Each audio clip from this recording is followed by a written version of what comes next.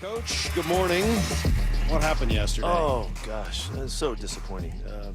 After all of our build-up and approach, we thought we would perform at a better level in that throughout the game.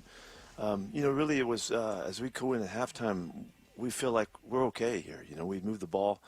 We got in scoring position. We didn't get our touchdowns there. We gave up a drive, the scoring drive right off the bat, and then settled through the next two quarters and went in halftime feeling I felt great about it. That okay, we haven't even played our best football yet, and we can move it. We got to get off on third down. We got to convert our third downs. That was really the focus, and but I didn't do a good enough job. I didn't get us right to come back out of the third quarter and go ahead and execute. And I'm just so disappointed that is what this looked like. They went down the field and scored. We get nothing. They go down the field, get a field goal. We get nothing, and that's kind of how the second half took hold, and we couldn't get out of it. And I know that we had really high expectations going in, and I would be the first to tell you I had them personally. I probably did a really good job of transferring that to our fans, and they were ready for us too. And it didn't happen. It was really really disappointing, and so. There's so many good things that we can see. The line of scrimmage on both sides of the ball was well done in the running game. As good a run defense as we've played in quite a while, and consistently, and in particular, to see our guys fight so hard at the end and try to get us the ball back. Aside from the fact that we were jumping on the hard counts, we really were still in there battling. I like that. I'm going to build on that. So we got to get our act together. That wasn't a good performance in any way as the whole game showed. But I did like the way we started. I didn't like the way we finished, and that's something I take great pride in. And that was really disappointing. Is that something, Pete, that you can flush, go home, compartmentalize, wake up early this morning and get in? Or is that a game that you immediately have to come back and watch the tape and see what went down? Oh, no. I watched it last night and watched it again this morning. I've been through it almost 3 full times so far. So it takes all that to, there's so many things to look for and to see. But it ain't going away. We have to respond, and we got an extremely difficult challenge this week coming up with Detroit high flying and all of that. But it ain't about them. It's going to be about us, and we got to play all the way throughout. And this game is one that you can get distracted. You can get distracted, and you come away from being like you're capable, and that's where we have to be strong enough and mindful enough to be in command of our senses and our awareness and our actions, and really just the fundamental play.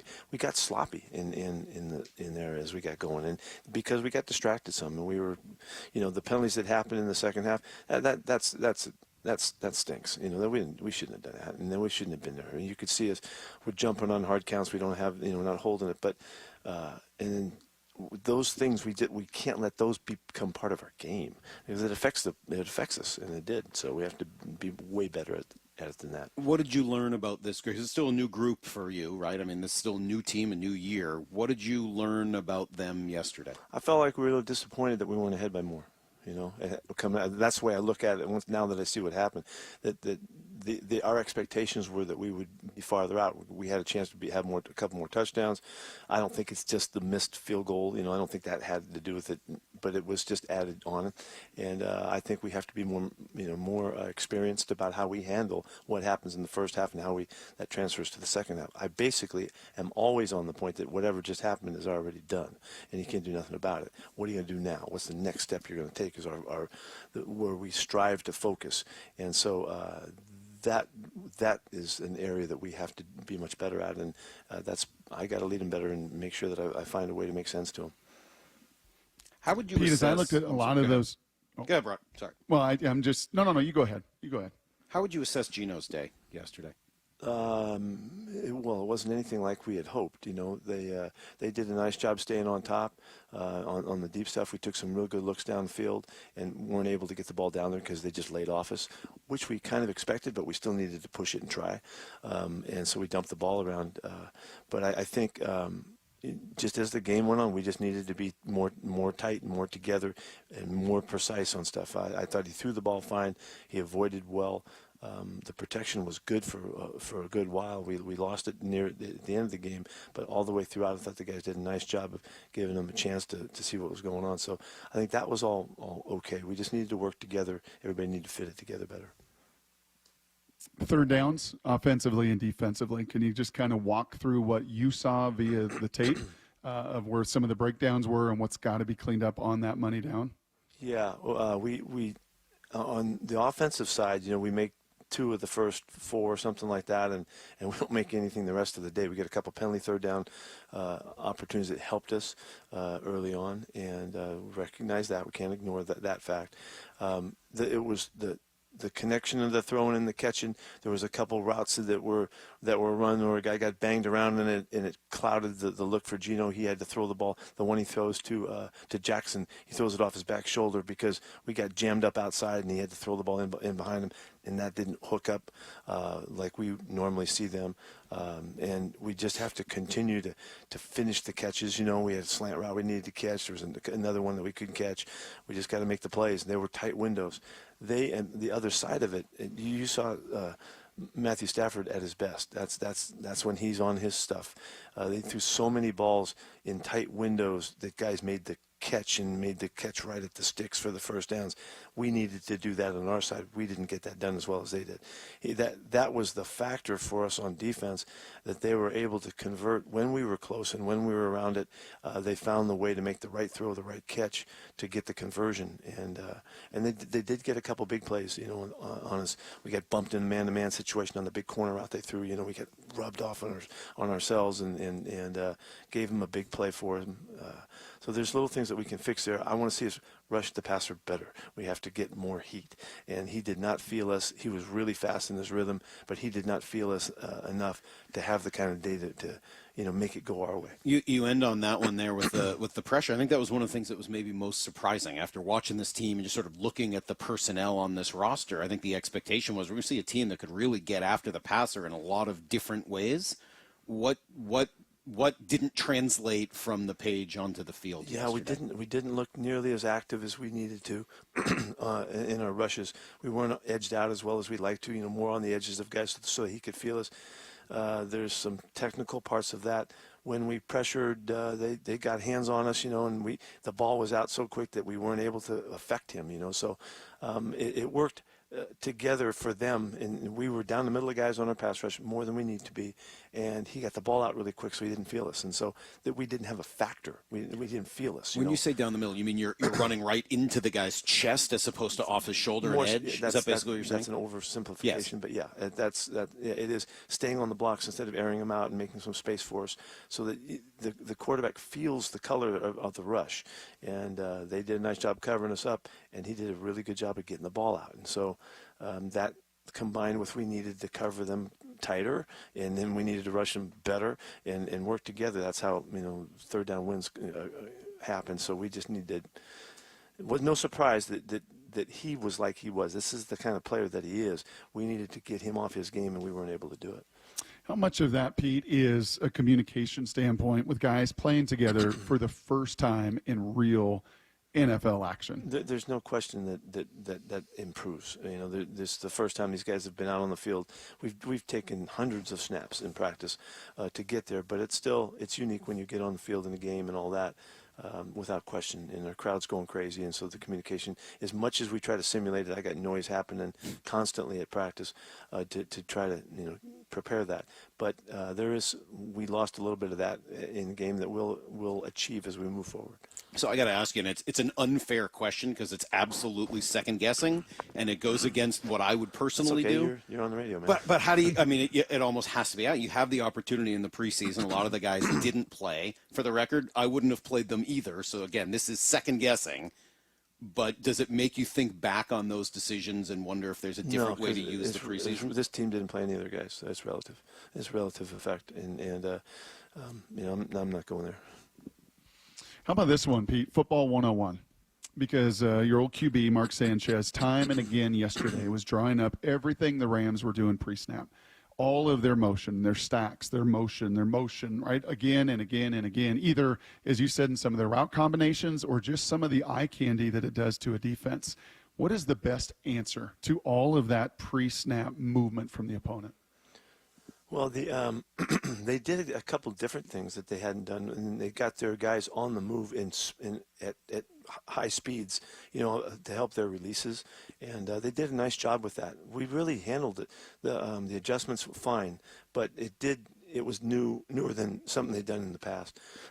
So we had to see that for the first time. But that wasn't a big factor, but it was a good factor for them. I give them credit that they had something that was a little bit unique in the game approach.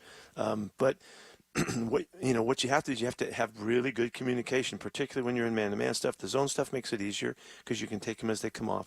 When you're matching guys up, you have to be ready to go, and you can lose that edge, that little bit of a leverage advantage. We had a route that they beat us over the middle. We had big-time inside leverage for the call, and we wound up outside of Tutu, and he wound up getting a catch for about 6 yards and a first down. That happened to us. That's just, that's adjusting in the game and making sure that you utilize the principle of the leverage based on what you're facing. And so, they got us on one of them in particular. I thought that was a nice little wrinkle that they had, but it didn't break us down, though. What'd you see from Bobby in his return, starting with the unbelievable moment when he was introduced? It was an unbelievable moment. Wasn't that cool? Yeah, it was really cool. Really, I mean, I was choked up on instantly. I was surprised by it, but thrilled for the fans and for Bobby. And then he goes out and throws 19 tackles at him. He had a really good game. He played really well, and no surprise that he would be ready. I was really happy that he was really poised about it. He didn't lose his cool at all. He was very much the managing overseer, all-knowing kind of in the game, and I thought he played a really good football game. I want to mention too that I thought Jordan Brooks did a fantastic job yesterday coming back for his first time. He played almost 60 plays in the game. Did probably his best job in coverage that he's done, hit and ran and did some terrific things. So he's back and in great shape. It was really great to see that. It's a great accomplishment. The other kind of new guy who's there there were a few guys for the first time, but Dre Jones, big offseason acquisition. From my perspective, I just see the numbers. They weren't spectacular. Was there more going on behind the scenes? Was he doing some stuff and run stuffing that I wouldn't have seen? What did you make of Dre Jones' first day? Everybody played well in the running game, and he did his part, gap controlling and the stunts and the things that we did. It was a really nice exhibition of that all the way through the very end of the game when we were playing really, really hard. The guys were still sticking with the principles of it, and Dre was all part of that. He didn't get loose on his rush at all. It had a couple nice spins late in the game, but didn't get aired out and where you could feel him. And we have to help him get there, and he's got to do a better job of, just like everybody does, of just taking advantage of the opportunities that are presented. And so I'm sure we'll see more of that from him. But the whole group just was pretty well quieted down by them, and that's a factor we can't allow that to happen. Pete, it felt like defensively you mixed just about everything. Yeah, there was some nickel, there was some dime, there was man, there was pressure, there was zone.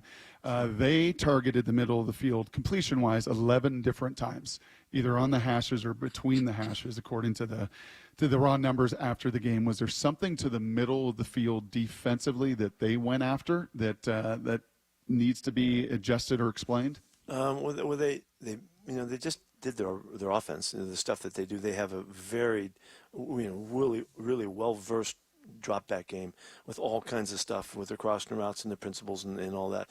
And they just went from one to the other, and they our zone stuff, we were about 60-something%, in their zone stuff against them for the most part, and that was enough for them to hit them and make their first downs. We didn't disrupt them except for a few different things that we did coverage-wise, So I thought it's really hard to beat Matthew Stafford with something new and fool him. You have to attack him and make sure that he's uncomfortable. That's what we couldn't get done. He's going to pretty much shoot you down if he has the time to do it. And so, unfortunately, that it exposes a little bit. But those are just their regular principles, Brock. That's just stuff coming on, high and low things. They had us with the guy in the deep side and then the guy underneath the linebackers, and they dumped the ball off versus the zone stuff effectively, unfortunately. You talked earlier about managing emotions, and unfortunately, that kind of brings up the DK incident near the end of the game. What did you make of what you saw? And then we heard his explanation for it afterwards. It didn't seem to really accurately describe what had happened on the field. Well, he he got into it with their guys, and meaning that there was some John going on, in that there was that wound up being a penalty situation where he was involved with a late hit on a guy that wasn't called, and then that factored into them getting juiced up, and then he kind of responded to him, which is, DK and I talked for a long time last night about that's not what we can allow to happen, because that means that they can control him, and get after him, and so he has to elevate above that, and so it's a challenge. This is nothing new. DK's been an emotional, feisty, fiery player since the day he got here, and that is who he is. But he has to also manage that so that they can't take advantage of it. And so Gino's similar. Gino gets fired up too, and we've talked about that for all through the season last year. He has to manage his way too, and a lot of guys. That's what this game calls for these guys. There's a lot of John going on. There's a lot of opportunities to go overboard, and we have to not let that happen, particularly in factor into taking away from the way we play. So that's quite clear. We understand that. I mean, I've been through this over the years with a lot of guys, and we have to manage our way through it, and we have to be in control and not let them factor into our stuff. Is there a player you've had that struggled with that badly early in their career that got it at some point, and you kind of help them figure out how to get away from doing some of that stuff to hurt the team? Yeah. Who comes to mind? Well, I don't want to talk about those guys, if you don't mind. I don't care about talking about those guys.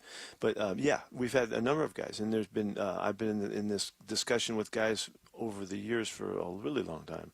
Well, I'll give you one guy that I don't mind talking about. Bruno Giacomini was a guy who was as feisty as you could be. He was as tough, hard-nosed, ornery as you could be. And he used to just take it out on guys, and then he used to just be brutal at times, and we loved it about him because he was such a hard-nosed, a big old stud of a guy and all that. But it was not appropriate, and so he had to learn when and how to pick his spots, kind of thing. Is that something you take a role in? Is that a head coach thing? Is that a position coach thing? Yes, yeah, both. It's it's all hands on deck. Is it discipline? I mean, is there? Because I think we don't know how it works behind the scenes. Is there discipline that comes down? Yes, there's discipline. They have to recognize when it's happening. They have to feel the urge coming, and sense the aggravation of building. I'm sorry. I guess what I mean is there discipline from you, meaning like punishment type of a thing, using discipline.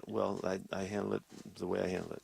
Yeah, not the kind of discipline maybe you think we're going to spank somebody or whatever. I don't think that. Thankfully, yeah, so was not on my mind. We do deal with it. That's a Brock thing. It's an ongoing. This is always a coach's challenge. I mean, you always got to help guys find the right mentality so that they can be at their best. And you don't want them to get caught into stuff where they're not like they can be, and they miss out on their opportunities. So we're on it, and this is nothing new. DK and I have been through this for some time, and I want him to do a great job of managing. He's a great player and a great contributor, and I want him to be at his best always.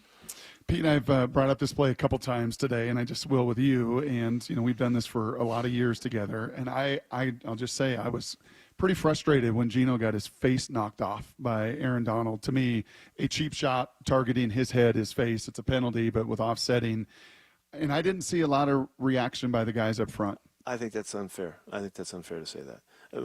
That you mean the lineman or the guys in the sideline and all that? Just the lineman, just the guy. And I know he's Aaron Donald, and he's the greatest defensive player of the last decade, but I just felt like he took one and took a cheap shot on the quarterback, and I wanted more reaction. Okay, good.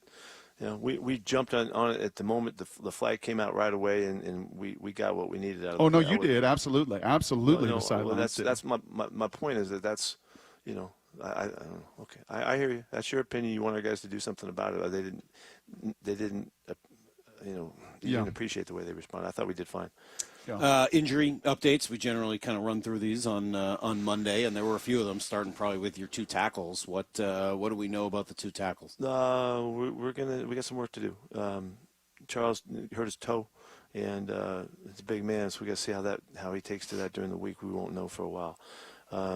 With Abe, it's just an old knee thing that he's got going on. He's got an aggravation kind of deal that he's dealing with, and we just got to see how he handles it. It just got really uncomfortable late in the game, and he had to come out. Anyone else we should know about? And there was Tyler and a couple others. Tyler, no, he got hit. He got whacked. I don't know if you guys saw that hit. He got whacked pretty good, but he's he held on just fine, made it through the protocol and all that, and he was fine afterwards. So no problems. We'll see how he is this morning. I haven't heard anything different to that. Mafe got torqued one time, just really frightening torque job by the tackle, and his knee got twisted, but he came back and played in the game, did a really good job. Do we believe we'll see Devin Witherspoon this week? It's a really good chance. Yeah, he's got to make it through the week. He'll practice full all week long, and he'll be practicing to play. Let me go this way, just because we've talked about some of the. I mean, look, it's not a great game, so there's a lot of kind of negative questions coming out of it. But it was the first game for a lot of guys. It was your first game with this team. Did anybody do anything really good that we should have noticed? Was there anybody that we should have noticed did something better than expected? Well, I thought that we played, the whole front played really well against the running game, and that was a major focus. And that, to accomplish that so clearly, they've averaged 2-something a carry. All through the preseason, it was 3-something, so that's a big accomplishment for a lot of guys. The edge guys did a really good job. Mafe did a good job. Chenna did a really good job. And they pounded away at the edge of the offense. They gave us plays in the backfield and a lot of clean tackles for the linebackers and all of that. So those guys did a really nice job. I mentioned about the backers. I really liked both the inside guys that played. I think maybe you don't want to hear this, but on special teams, we had a really good, solid football game. It was a great frickin' field goal block. Beautiful execution with Jay Reed knocking the ball down, but it was also Dre Jones that drilled the same guy that he had to beat. Really good play inside there to make that scoop, and wish we could have scored on that one. And we had a couple returns that were nice. We did some really nice things in special teams, which was really good to see, because we had a lot of young guys, a lot of new guys out there, and they came through in good fashion. Mm. You mentioned expectations, Pete, a couple different times, and it was fun for me at Iowa State, two old salts of defensive coordinators, Haycock and Phil Parker, and it was fun talking to both of them, and both of them expressed how much this game is still mental. I think we focus so much on the scheme and all of these things and all of the data, and yet, this game to them, and they've been around it like you have for so long, that it becomes, as you said, the mental aspect of it and just the approach to the attention to detail, to everything that comes with it, and just how do you reset that this week? Does a game like that just help naturally? You don't even have to say much, just kind of naturally reset, boys, that the expectations may be there, but the details also have to follow. Well, honestly, I got to be honest with our fans and everybody that follows me. My expectations are pretty freaking high, and I operate like that at all times. And I'm trying to elevate our expectations to the point where it enhances our play. But you also have to manage your expectations, and that's the part of it. You have to be realistic. You have to be able to get to the point of it, and you have to be able to reset. That's what I feel like I didn't do well yesterday. We came in flying. We were so jacked to go play this football game and to get this season started and all of that for all of the right reasons. And we came out, got ahead. Halftime, here we go. And then I don't feel like I managed the process of getting to the next stage. Let's come out in third quarter, let's go to work. That's where I don't feel like I did a good enough job, because the expectations have to be real, and it's a real NFL football game, and these are really good players, and they're paid a lot of money to play, and they got a great quarterback and all that, and they're in this game just as well as we're ahead by 7 or 6 points, whatever, 7 points. They're in the game too, and so we have to be really at our best and not allow the first half expectations to affect how we perform. And it can happen. It's just, we're human, and it can happen. Guys are disappointed maybe in how things went, or they're frustrated by how things went, and that takes away from the focus. And that is the whole mental game that we play constantly. It's never not on. And if anything, what matches up is physically we are basically the same. They got the same players, same coaches. Everybody's working their tails off to get it done at a huge high level. But it's that other aspect of it that we have to do a great job of, and so now we're challenged by it. So we really have to come to terms, be straight up, tell the truth Monday, here we go, and take this next step. Well, it'll be an interesting Tell the Truth Monday, I'm sure. Coach, thanks for coming on and talking through it. We will do it again next week, hopefully coming off of a win. Let's go. Until then, we'll get out of here. We see you guys tomorrow morning at 6 a.m.